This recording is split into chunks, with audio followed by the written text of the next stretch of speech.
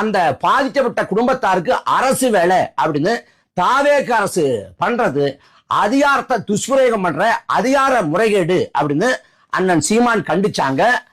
அதுக்கு பிறகு நாம் தமிழர் கட்சியின் சார்பாக தீரன் திருமுருகன் வந்து மதுரை உயர்நீதிமன்றத்தில் வழக்கு தொடுத்து தாவேக அரசு கொடுத்த பணி நியமனத்தை ரத்து பண்ண வச்சிருக்கு.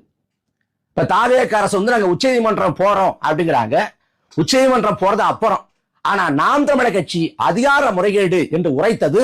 அதே போல நீதிமன்றத்துல சட்டமாற்றம் நடத்தி நேற்றைய தினம் வந்து இந்த தீர்ப்பை பெற்று அந்த பணி நியமன ஆணையை வந்து ரத்து பண்ண வச்சிருக்கு. இது ஒரு பக்கம். இந்த ஆட்சி தாவேக ஆட்சி அமையுது.